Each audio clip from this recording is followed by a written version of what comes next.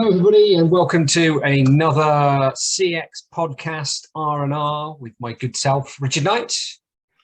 And me. So, I need to get right into this, right? Because... All right, okay. Warning, everybody. Ryan's on a rant. Here we go. It's been a month, and we were all happy and jolly in the last one, weren't we? So, because it was no moan May. That was it. Yeah. Jumping June, I've had enough.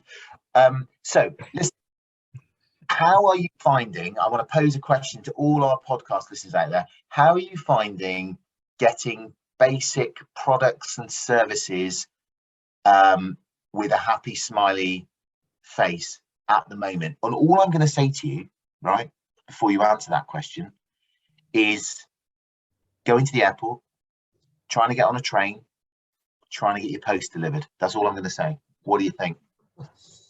It's a very good question, and it's all about making it easy for customers, isn't it? That's what we're talking about. How easy is it to get a service, a product these days? Or are you finding yourself having to work really hard as the customer to actually get anything?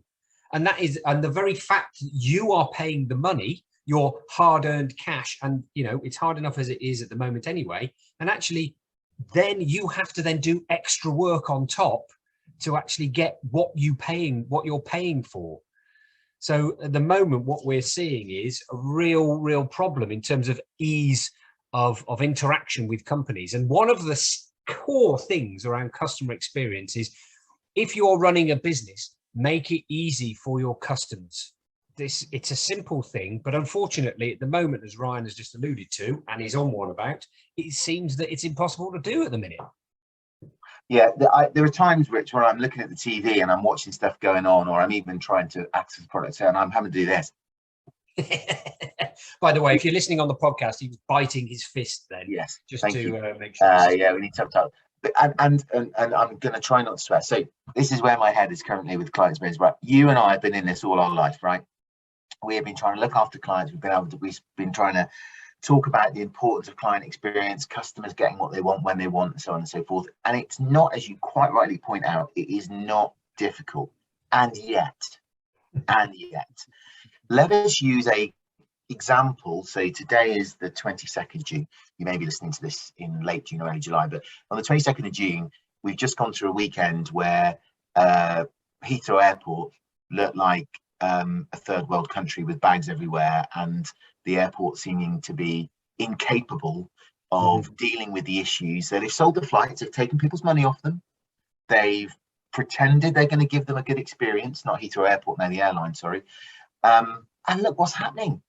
How would you feel, Heathrow Airport, EasyJet, British Airways, just to call you out, if you'd sold somebody a flight that they'd worked damn hard to earn, because as you rightly point out, Rich, it's really hard going at the minute. Cost of living is going up. People's experiences, they're going to be less of them. And when they have those experiences, they're going to want to make them memorable, right? That doesn't change.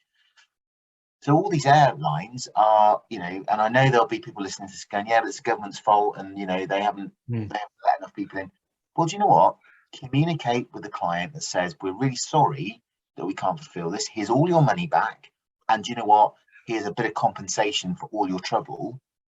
And communicate to people rather than letting them get to the airport with their kids, with their bags, making them wait hours in queues. I mean, come on.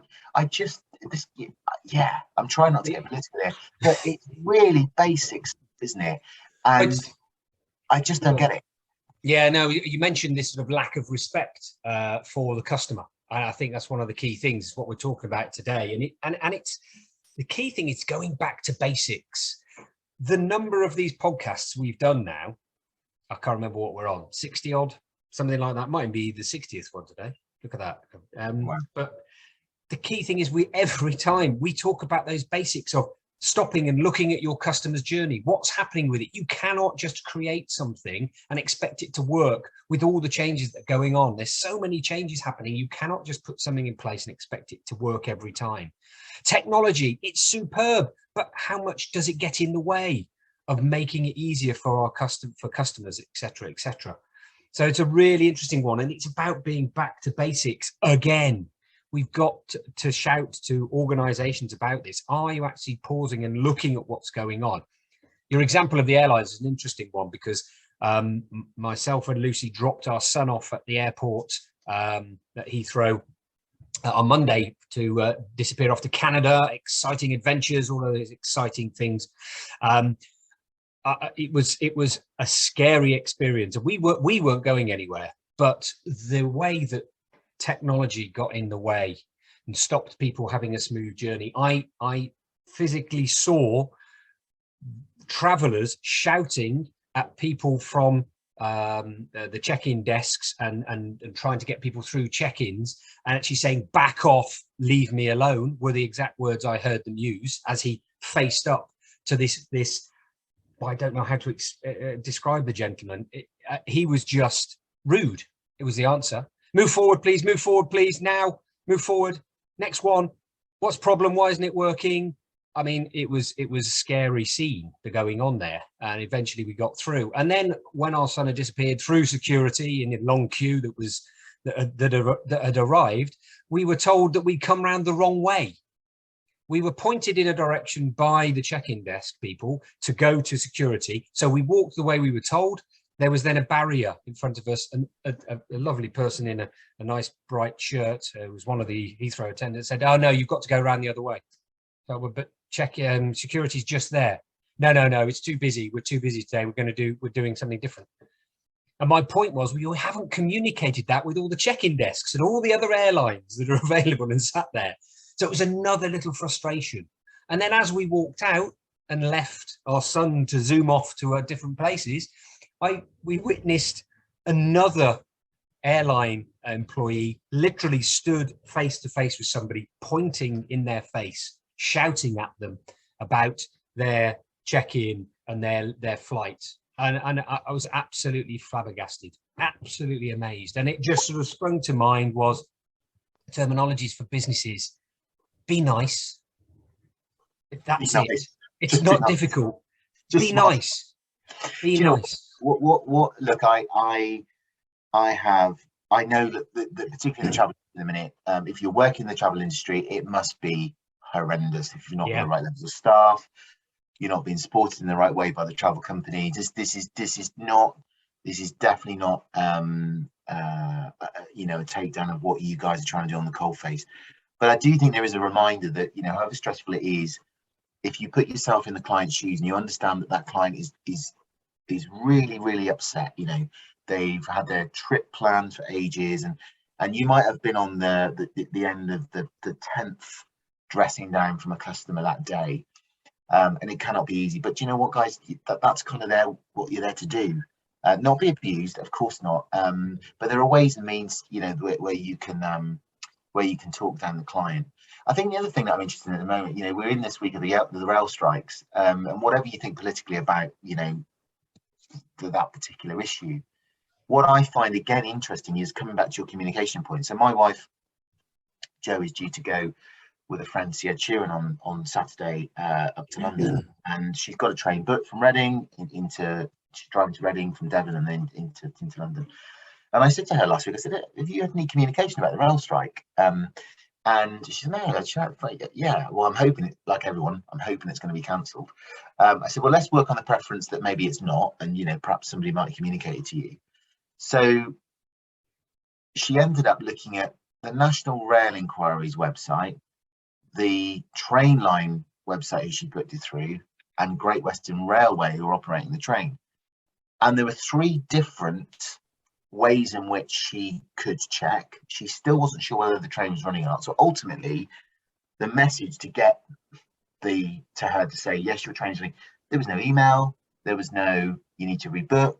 Again, this is not beyond the wit of man to turn around, or woman to turn around and say, "Right, which people are traveling on Saturday, we need to tell them the train's not working, and here's your refund, and we're very sorry." It's appalling service, and we've seen this trend coming out of the pandemic. It got slightly better. We've seen it across every industry, Rich, and every sector, professional service sector, in hospitality.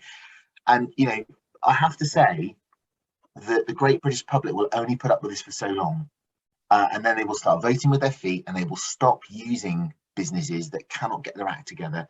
And I understand that, you know, getting good people is hard, but you know what? Some businesses are out there doing it really well. Some businesses are communicating well. They're looking after their people. They're retaining their people, and you know what? They're giving a great client experience.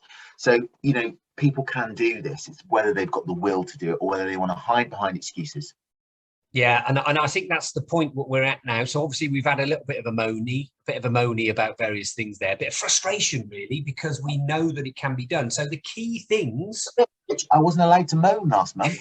So I know you're making up for it, which is fine. But what we need to do is also just to remind our listeners and viewers that there are things that you can do to make a difference. So you've got staff, the short staff, recruitment, all those sort of things. How are your staff feeling? Are you asking them, or are you just ignoring them and saying, get on with it? Because that's where problems can arise. So one of the key things is ask your team members how they're feeling. Scary, eh? Scary stuff. Or radically, ask your team members how they could help you get more staff in. Brilliant. So communication across the board there. So there's the internal piece that you need to be doing as well. You know, how are you asking them? Are you using a great system, say like Instant Insight, to be able to do that? And others are available, of course. But you've got to get the staff understanding and then be able to understand where they're coming from, where they want to get to, etc. And then the other thing, and I mentioned it already, is pausing and looking at what your journey for your clients, your customers is at the moment. Is it still working? Stress testing it, because it's under stress at the minute. You may not be seeing where the issues are, and then those boil over and people get really frustrated as the customers, or as Ryan said, they just disappear. So you've got to do that journey mapping exercise. You've got to stop and look at it. Is the tech really working? Are the emails going out? Is communication working? And just on your point around the client journey, your example there at Heathrow is a great example, isn't it? Where you'll have had lots of different people trying to do their best, all in isolation. You know, no, you need to go over there, and no, you need to go over there. Actually, if they all got together at the beginning of the day and said, right, we've got some problems today, let's all work together on this. You know, directing people to departures, make sure they go the right way, as a really simple example. Somebody stepping back and going, hang on a minute, we're only one point in that journey. We're only one part of the jigsaw that's got to get the client from A to B. And of course, the reality of life is if that process was working better, it would move people through more quickly, and there'd be less stress and less arguments. And you know, so all this stuff ties up. And I think to back up, we know it's not easy. We know there are many, many challenges, and you know, it might sound I'm being quite glib about some of this stuff, but we have to look at both sides of this. You know, consumers and businesses that are buying products and services are handing over their hard-earned cash, and this is only going to get worse in the next few months. So people are going to expect more of the experience than less, because they're going to be less tolerant of poor service, because the experience they're on might be the only one they're going to take for the next month, 6 weeks, 2 months. So, you know, businesses that get this right, again, you know, we talk about it consistently, month in, month out now, is spend the time, stand back, look, understand what do you need to change today or tomorrow or next week to make sure things are going to run smoothly. Because you know what? It's going to be an interesting summer. And anyway, on that note, probably as Justin Trudeau, the Canadian Prime Minister, once said, change has never been this fast and it will never be this slow again. We've got to keep up. So we need to think about all these marvelous things of gathering insight, seeing what's going on. Right, enough of that. You need to cheer up now, you miserable old git. Are we going to, I promise, so July, we promise, we'll have probably somebody really interesting to interview, won't we? And but point here is we jest. Look, it's not easy, and you know, good luck to everyone across the summer. There's a real opportunity now to make the best of what the hands were dealt, I guess, over the summer. Absolutely. But if you keep talking to your customers, keep talking to your people, you will not go far wrong, and you'll have a successful summer. No. So with that in mind, it's a goodbye from me, Ryan Huxtable. Otherwise known as the Yoda of the West, because wise words you say. And from me, Rich Knight. Have a great one. Cheers.